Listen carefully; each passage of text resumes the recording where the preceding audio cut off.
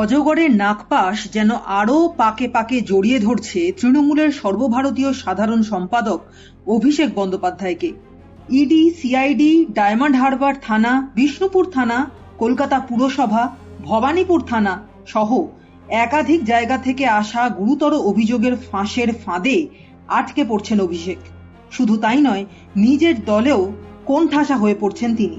প্রসঙ্গত, সই জাল মামলায় বৃহস্পতিবার অভিষেককে 5.5 ঘন্টা ম্যারাথন জিজ্ঞাসাবাদের পরেও সন্তুষ্ট নয় সিআইডি। ফলে আবার 14 তারিখ ভবানী ভবনে হাজিরার নির্দেশ দেওয়া হয়েছে অভিষেককে। তবে সূত্রের খবর, এই ম্যারাথন জিজ্ঞাসাবাদের মধ্যেই একাধিক প্রশ্নের উত্তর এড়িয়ে গেছেন তিনি, একাধিকবার মেজাজও হারিয়েছেন।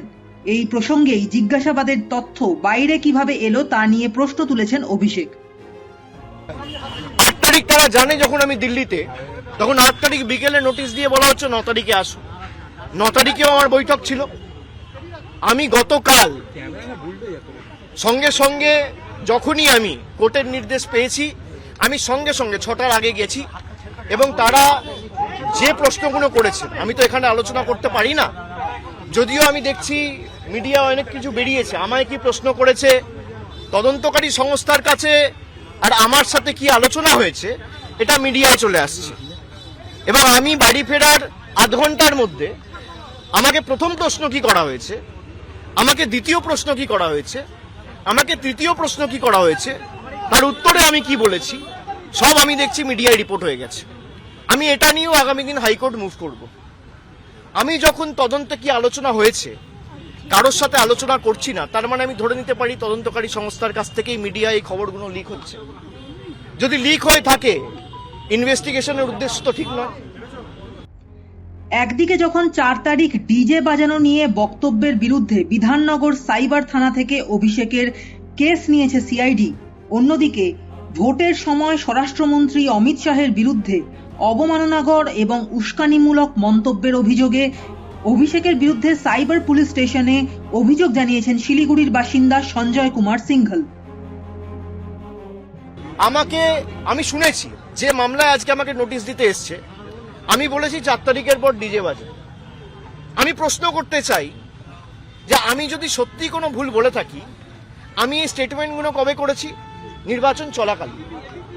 নির্বাচন যখন চলছে, ল অ্যান্ড অর্ডার, আইন শৃঙ্খলা কার আন্ডারে? ইলেকশন কমিশনের আন্ডারে। মমতা বন্দ্যোপাধ্যায়ের আন্ডারে তো ছিল না। তাহলে তখন আমার বিরুদ্ধে এফআইআর হলো না কেন? ইলেকশন কমিশনের বিরুদ্ধে কমপ্লেন হলে ইলেকশন কমিশন আমার বিরুদ্ধে ব্যবস্থা নিল না কেন?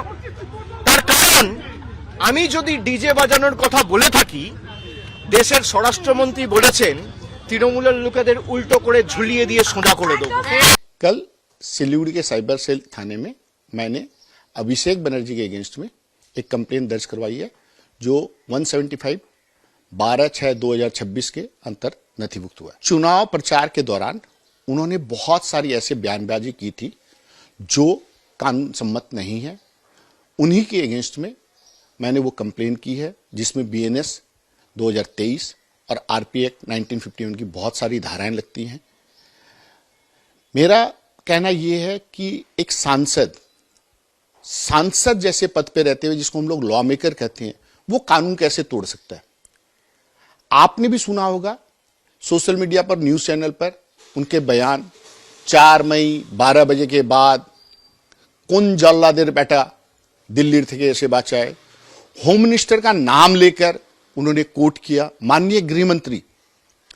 अब आप ये समझिए, चुनाव का दौर चल रहा है, एक व्यक्ति अपने आप को इतना बड़ा पाता है कि देश के गृह मंत्री को ओपन चैलेंज दे रहा है। चुनाव आयोग का दायित्व होता है भयमुक्त चुनाव कराना। क्या यह भयमुक्त चुनाव हो पाएगा अगर कोई व्यक्ति गृह मंत्री को चैलेंज कर रहा है? वहां की जनता तो थर थर कांप रही होगी। ये तो सलाम है चुनाव आयोग को। बहुत सालों बाद बंगाल में हिंसा मुक्त चुनाव हुए, और कल्पना करके शरीर सिहर उठता है।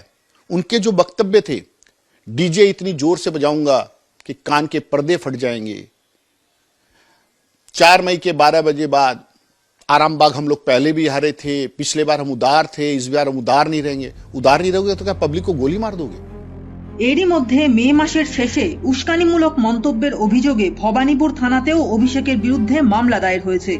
অন্যদিকে সোমবার প্রাথমিক দুর্নীতি মামলার জিজ্ঞাসাবাদের জন্য ইডি তলব করেছে অভিষেককে। গোদের ওপর বিষ ফোড়ার মতো এই সব কিছুর সঙ্গে চাপ বাড়াচ্ছে কলকাতা পুরসভা।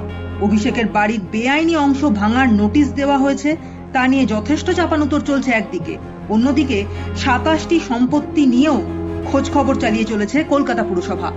এর বাইরে বিদ্রোহী তৃণমূল সাংসদ, বিধায়ক থেকে মুখপাত্র সকলের কণ্ঠেই অভিষেকের বিরুদ্ধে ক্ষোভ। ইতিমধ্যেই দলের দীর্ঘদিনের নেতা সাংসদ সুদীপ বন্দ্যোপাধ্যায়কে ঘিরেও সন্দেহ দানা বাঁধতে শুরু করেছে। কারণ দিল্লিতে বিজেপি নেতা ভূপেন্দ্র যাদবের বাড়িতে দেখা করতে যান সুদীপ, সঙ্গে ছিলেন বিদ্রোহী সাংসদ শতাব্দী রায়ও। সুতরাং ধীরে ধীরে দুর্নীতির চক্রব্যূহের ফাঁদে আটকে পড়ছেন অভিষেক, তা নিয়ে একমত রাজনৈতিক মহল। Bureau report, Bangla sphere.